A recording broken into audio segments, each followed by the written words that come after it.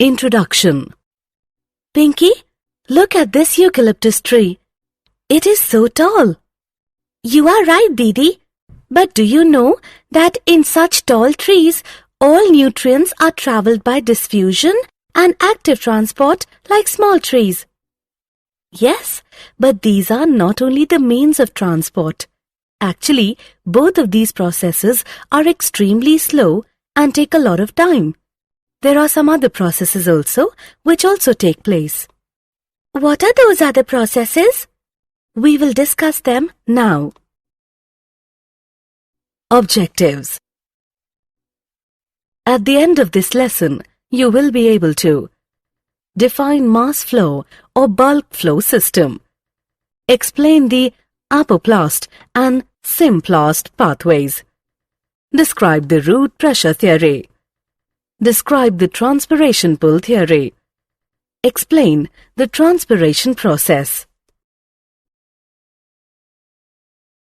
Long-distance transport of water. Introduction. Friends, as we all know that over small distances, substances move by diffusion and by cytoplasmic streaming, supplemented by active transport. Long-distance transport of substances within a plant cannot be by diffusion alone. Diffusion is a slow process. It can account for only short-distance movement of molecules. For example, the movement of a molecule across a typical plant cell takes approximately 2.5 seconds. Some trees are up to 50 feet tall. So think how many years it would take for the movement of molecules over a distance of 25 to 30 feet within a plant by diffusion alone. Sometimes the sites of production or absorption and sites of storage are too far from each other. Diffusion or active transport would not suffice. Mass or bulk flow system. In long trees, special long-distance transport systems become necessary so as to move substances across long distances and at a much faster rate. Water, minerals, and food are generally moved by a mass or bulk flow system. Mass flow is the movement of substances in bulk or en masse from one point to another as a result of pressure differences between the 2 points. It is a characteristic of mass flow that substances, whether in solution or in suspension, are swept along at the same pace as in a flowing river. This is unlike diffusion, where different substances move independently depending on their concentration gradients. Bulk flow can be achieved either through a positive hydrostatic pressure gradient, example a garden hose, or a negative hydrostatic pressure gradient, example suction through a straw. The bulk movement of substances through the conducting or vascular tissues of plants is called translocation. The higher plants have highly specialized vascular tissues, xylem and phloem. Xylem is associated with translocation of mainly water, mineral salts, some organic nitrogen and hormones from roots to the aerial parts of the plants. The phloem translocates a variety of organic and inorganic solutes, mainly from the leaves to other parts of the plants. How do plants absorb water? Now let us understand how plants absorb water. The roots absorb most of the water that goes into plants. That is why we give water to the soil and not on the leaves. The responsibility of absorption of water and minerals is more specifically the function of the root hairs that are present in millions at the tips of the roots. Root hairs are thin-walled, slender extensions of root epidermal cells that greatly increase the surface area for absorption. Water is absorbed along with mineral solutes by the root hairs, purely by diffusion. Once water is absorbed by the root hairs, it can move deeper into root layers by two distinct pathways. Apoplast pathway and Symplast pathway. We will know them in detail in the next few screens. Apoplast pathway. The apoplast is the system of adjacent cell walls that is continuous throughout the plant, except at the Casparian strips of the endodermis, the roots. The apoplastic movement of water occurs exclusively through the intercellular spaces and the walls of the cells. Movement through the apoplast does not involve crossing the cell membrane. This movement is dependent on the gradient. The apoplast does not provide any barrier to water movement, and water movement is through mass flow. As water evaporates into the intercellular spaces or the atmosphere, tension develops in the continuous stream of water in the apoplast. Hence, mass flow of water occurs due to the adhesive and cohesive properties of water. Symplast pathway. The other pathway is Symplast pathway.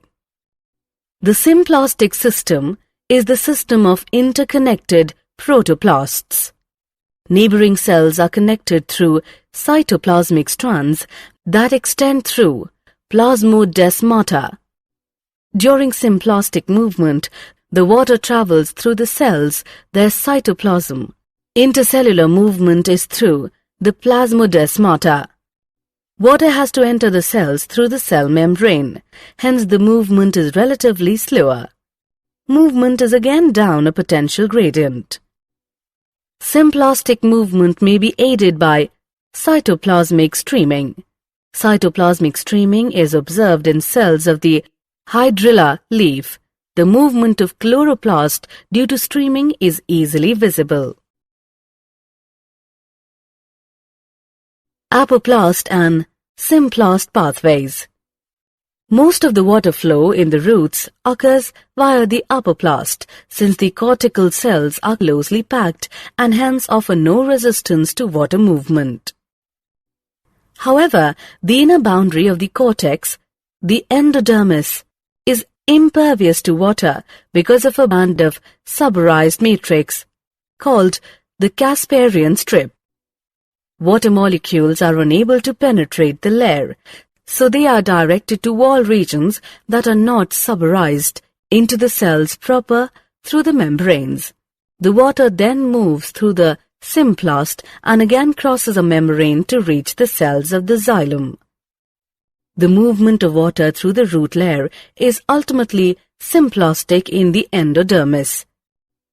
This is the only way water and other solutes can enter the vascular cylinder. Once inside the xylem, water is again free to move between cells as well as through them. In young roots, water enters directly into the xylem vessel and/or tracheids. These are non-living conduits, and so are parts of the apoplast. Do you know that some plants have additional structures associated with them that help in water and mineral absorption? A mycorrhiza is a symbiotic association of a fungus with a root system. The fungal filaments form a network around the young root, or they penetrate the root cells. The hyphae have a very large surface area that absorb mineral ions and water from the soil, from a much larger volume of soil that perhaps a root cannot do. The fungus provides minerals and waters to the roots. In turn, the roots provide sugars and nitrogen-containing compounds to the mycorrhizae. Some plants have an obligate association with the mycorrhizae. For example, pinus seeds cannot germinate and establish without the presence of mycorrhizae. Root pressure theory. Till now we have learnt that how plants absorb water from the soil and move it into the vascular tissues.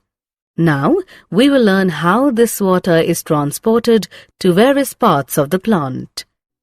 Various ions from the soil are actively transported into the vascular tissues of the roots. Water follows its potential gradient and increases the pressure inside the xylem.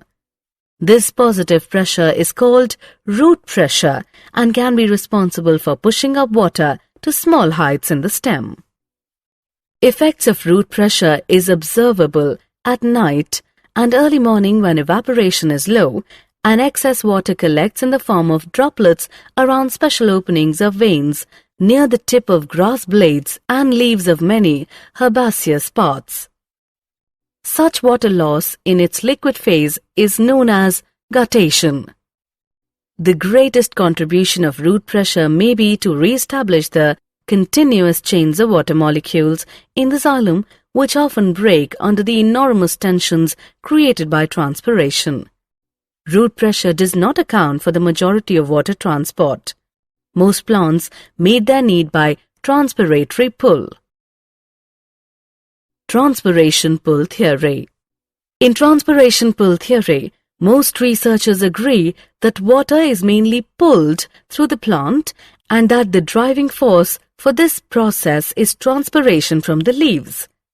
This is also referred to as the cohesion-tension transpiration pull model of water transport. Water is transient in plants.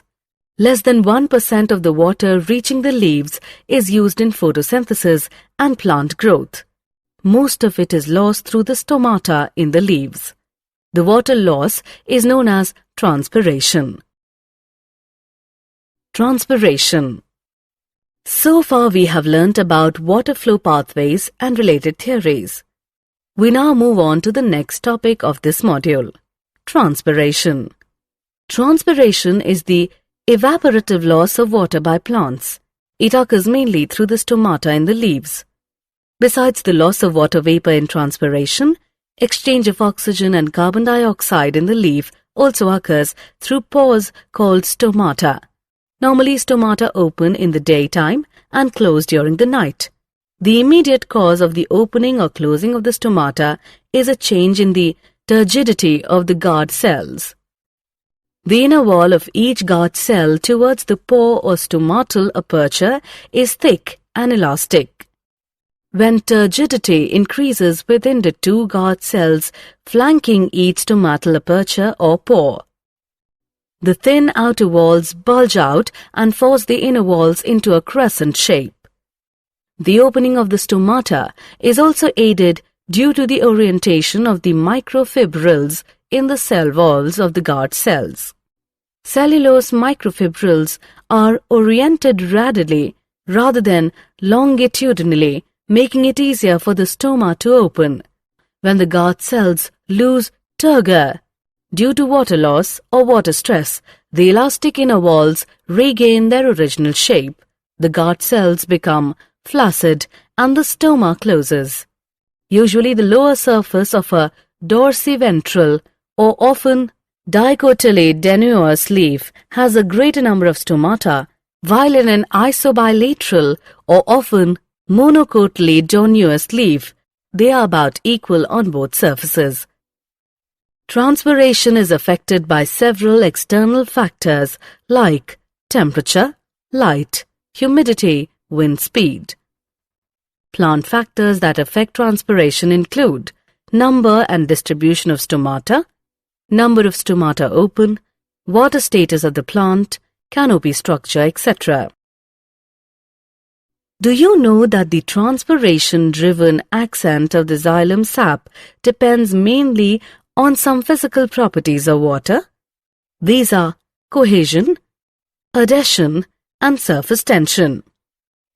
Cohesion is the mutual attraction between water molecules. Adhesion is the attraction of water molecules to polar surfaces, such as the surface of tertiary elements. And in surface tension, the water molecules are attracted to each other in the liquid phase more than to water in the gas phase.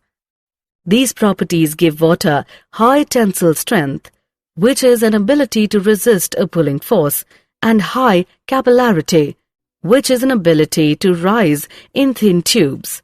In plants, capillarity is aided by the small diameter of the tertiary elements, the tracheids and vessel elements.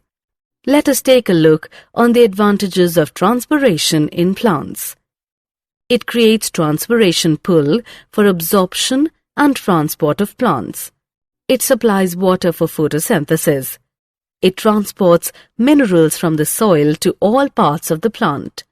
It cools leaf surface, sometimes 10 to 15 degrees, by evaporating cooling. It maintains the shape and structure of the plants by keeping cells turgid. Summary. Let us summarize what we have learned. Long-distance transport of substances within a plant cannot be done by diffusion alone. Diffusion is a slow process. Mass flow is the movement of substances in bulk or en masse from one point to another as a result of pressure differences between the 2 points. The bulk movement of substances through the conducting or vascular tissues of plants is called translocation. Xylem is associated with translocation of mainly water, mineral salts, some organic nitrogen and hormones from roots to the aerial parts of the plants. The phloem translocates a variety of organic and inorganic solutes, mainly from the leaves to other parts of the plants. Once water is absorbed by the root hairs, it can move deeper into root layers by 2 distinct pathways, apoplast pathway and symplast pathway. Various ions from the soil are actively transported into the vascular tissues of the roots. Water follows its potential gradient and increases the pressure inside the xylem. Water is mainly pulled through the plant, and that the driving force for this process is transpiration from the leaves. This is referred to as the cohesion-tension-transpiration pull model of water transport. Transpiration is an evaporative loss of water by plants. It occurs mainly through the stomata in the leaves. The transpiration-driven ascent of xylem sap depends mainly on the adhesion, cohesion, and surface tension properties of water.